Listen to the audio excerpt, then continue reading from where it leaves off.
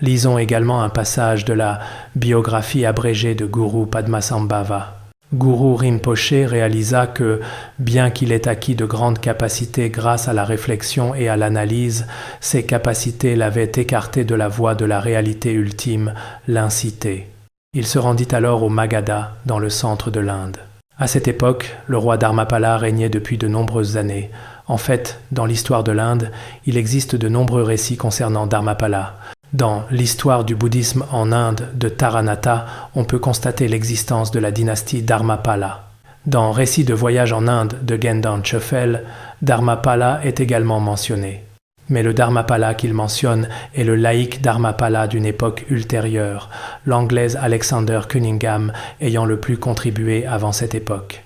J'en ai déjà parlé auparavant dans Souvenirs du temps passé. C'est pourquoi beaucoup n'osent pas écrire sur lui ni en parler. En réalité, pour les bouddhistes, la contribution de cette personne est même plus grande que celle du maître Dharmapala. Dharmapala signifie « protecteur du Dharma », vous le savez. L'année dernière, quand il fallait lui donner un nom, on voulait quelque chose de pas trop évident, alors on l'a appelé Dharmapala, protecteur du Dharma. Si on le traduit, c'est à peu près cela. Hier, nous avons bu du thé au lait, n'est-ce pas? Il venait de chez Dharmapala. Le responsable concerné était très gêné, tout le temps comme ça. Pourquoi? Après avoir atteint la réalisation, le maître Buddhajinana commença à former des disciples. Le maître Buddhajinana de l'Inde. Puis Guru Rinpoche se rendit au lieu où résidait le maître Buddhajinana, appelé le monastère de Dharmanshura. Au sein de la communauté monastique du Mahasagika, avec le maître Buddhajinana comme précepteur, il prit l'ordination monastique et reçut les vœux complets. Devant un maître de discipline, Guru Rinpoche reçut en une seule fois 100 000 enseignements du Vinaya et en maîtrisa parfaitement le sens. Auparavant, Guru Rinpoche avait d'abord étudié la logique, les arts et métiers, ainsi que la poétique, les 10 à 8 disciplines, toutes étudiées. Il étudia également l'Abhidharmakosha. Et aussi, est-ce au-dessus ou en dessous? La Prajnaparamita devrait être en dessous. Donc Guru Rinpoche aussi dans sa manifestation, au cours de son parcours d'études, a étudié l'ensemble des savoirs mondains, ainsi que les 5 grands traités. Ceux que nous appelons aujourd'hui les 5 grands traités, Guru Rinpoche les avait déjà étudiés lui-même depuis longtemps. Donc l'école Nyingmapa n'est pas dépourvue des 5 grands traités. On peut le constater dans la biographie de Guru Rinpoche lui-même les a tous étudiés. Car ci-dessous, il est question de la Prajnaparamita. La Prajnaparamita comprend le Madhyamaka et l'ornement des réalisations, qui sont inclus dans la Prajnaparamita. L'un explique le sens implicite, l'autre le sens explicite.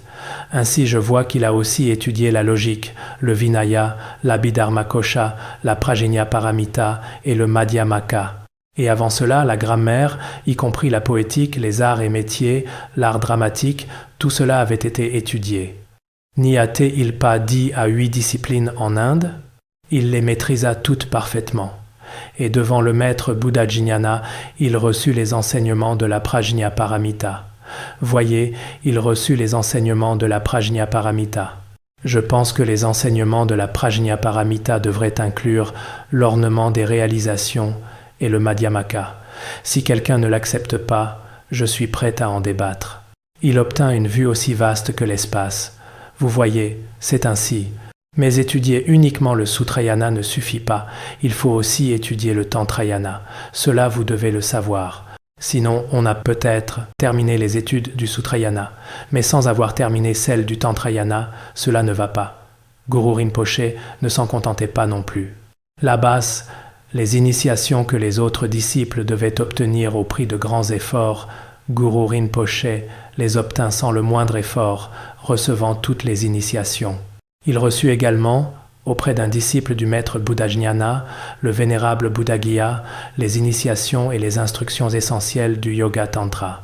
Ensuite, auprès du maître Buddhajnana, il reçut les 5 tantras intérieurs qui devraient appartenir à l'Anuttara Yoga, Guhya Samaja, le filet d'illusion, le tantra de la goutte secrète de la lune, ainsi que le tantra de l'égalité du Bouddha et le tantra de la guirlande d'activité, et ainsi de suite, tous les tantras et instructions essentielles. Il reconnut véritablement la sagesse de l'initiation, cette sagesse inexprimable que l'initiation révèle.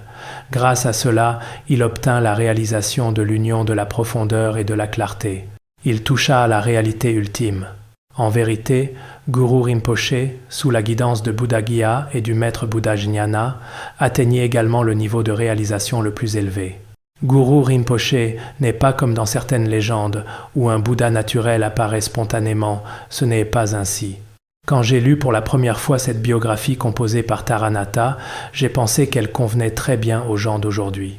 Car concernant Guru Rinpoche, certaines personnes le louent et il y a différentes façons de le louer. Et il y a aussi des gens, effectivement, tant de temps s'est écoulé, il existe différents récits. C'est pourquoi ceci est vraiment important.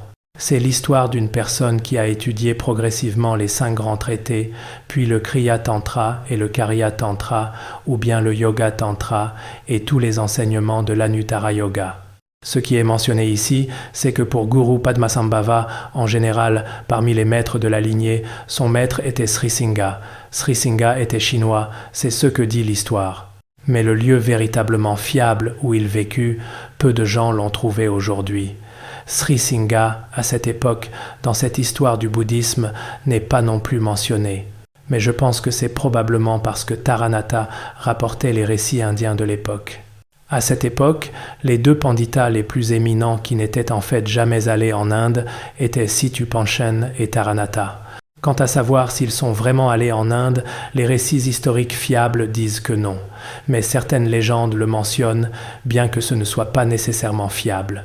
Ces 2-là étaient les plus versés dans les choses de l'Inde, y compris leurs enseignements en sanskrit. Mais même ainsi, peut-être que dans les traditions indiennes, ils ne savaient pas encore que Sri Singha était le maître de Guru Padmasambhava, mais Sri Singha était vraiment extraordinaire. Dans les Termas de Chogyur Lingpa, il y a une biographie de Guru Padmasambhava. N'a-t-il pas 3 cycles de Dzogchen ? Ce devrait être Jamyang Khyentse Wangpo, Kongtrul Yönten Gyatso, ces 3 ensemble. Jamyang Khyentse Wangpo a été son secrétaire, cette personne-là.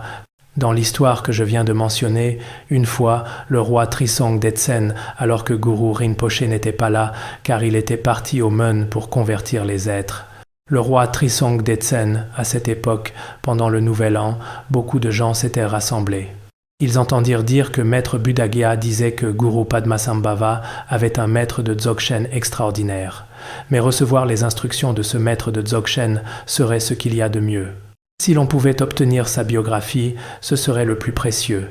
Même juste entendre son nom empêcherait de tomber dans les 3 mondes inférieurs. Nous devrions demander à Guru Padmasambhava quel est le nom de ce maître qu'il ne peut pas révéler. À ce moment-là, ils en discutèrent ainsi. Plus tard, quand Guru Rinpoche revint, ils le supplièrent devant lui. Lors de la supplique, une fois ils l'invitèrent à la grotte de cristal de Yarlung. Là, lors de la supplique, le roi Trisong Detsen demanda aussi à Guru Rinpoche s'il pouvait leur accorder le nom de son maître de grande bonté, ce maître extraordinaire du Dzogchen. À ce moment-là, il supplia. Lors de cette supplique, il n'y eut pas de réponse. Quand le roi Trisong Detsen supplia ainsi, Guru Rinpoche ne lui dit pas. Plus tard, semble-t-il, à un endroit appelé Tsangdropa, Trisong Detsen supplia là aussi, pour la 2e fois, mais il ne révéla toujours pas le nom de son maître. La 3e fois, quand Guru Rinpoche fut invité au palais royal, ils supplièrent Guru Rinpoche de dire qui était son maître du Dzogchen. Guru Rinpoche dit « Je ne le dirai pas. Si je le dis, toute la terre du Tibet enneigée risquerait de trembler et de vaciller. » Et il ne le dit toujours pas. Puis la 4e fois, à l'île de traduction de Samye, quand Vimalamitra et Guru Rinpoche étaient ensemble, il supplia encore une fois. Il demanda le nom du maître de Guru Padmasambhava. À ce moment-là, Vimalamitra savait très bien, il regarda Guru Rinpoche, mais comme Guru Rinpoche n'ouvrait pas la bouche, lui non plus ne dit rien. Finalement, la dernière fois, une fois qu'il résidait au 2e étage de Samye, le temple de l'accomplissement spontané, un jour, il demanda à ceux qui étaient autour de lui, ce devait être Nanam Chowichonye et Shekar Rangdrol Tso, n'est-ce pas? Ils les emmenèrent ensemble à Samye Shempu. Guru Rinpoche demanda que tout le monde se rassemble là. Puis il commença à parler, Jour et nuit, vous me suppliez constamment de proclamer le nom de mon maître. Aujourd'hui, je peux satisfaire votre souhait. Mon maître incomparable, dont le nom est difficile à concevoir, d'une bonté inégalée, émanation du Heruka sans peur, est le maître Jnanasutra. C'est ainsi qu'il révéla le nom de son maître. À ce moment-là, toutes sortes de phénomènes apparurent. Tout le ciel fut rempli de Bouddhas et de Bodhisattvas. Dans l'espace apparurent toutes sortes de signes auspicieux, et la terre trembla. À ce moment-là, ils virent aussi toutes sortes de visions différentes, y compris Guru Padmasambhava manifestant 360 formes. Oh, les 360 manifestations étaient peut-être mentionnées avant. À ce moment-là, Guru Rinpoché manifesta cela, dit-on, et ainsi de suite, de tels phénomènes. À ce moment-là, beaucoup de gens purent vraiment reconnaître la sagesse innée de la nature originelle de leur esprit. À ce moment-là, ils supplièrent Guru Padmasambhava d'enseigner aussi les instructions profondes de Sri Singha. Sur le moment, il n'enseigna pas. Plus tard, de retour à Samye, il y avait Trizong Detsen, Verotsana, et à ce moment-là, Yeshe Tsogyal était aussi présente, semble-t-il, ainsi que Nanam, celui qu'on appelle Dorje Dudjom, et d'autres. Parmi ses disciples, il transmit la section de l'espace, la section de l'esprit, la section des instructions essentielles, ainsi que l'essence cœur profonde du secret ultime. Il semble qu'il y ait une telle histoire. Le moment venu, je l'examinerai aussi. Ce qui est dit ici, c'est que si l'on obtient le nom du maître de Guru Rinpoché, c'est comme à l'époque du Bouddha. Sur le moment, beaucoup de gens reconnurent la nature de leur esprit. Alors, à plus forte raison, les instructions profondes de Sri Singha transmises personnellement par Guru Rinpoché lui-même, il va sans dire qu'elles sont extrêmement précieuses. Donc nous tous ici présents, d'une part, devons comprendre tous les aspects de Guru Rinpoché et en même temps prier souvent nous-mêmes. C'est très important. Arrêtons-nous là pour aujourd'hui.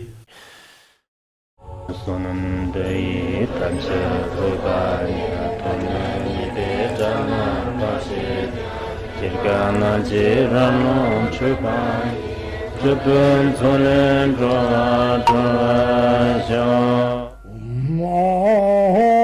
Bandangara badna asadarda Bandangara badna asadarda Bandangara badna asadarda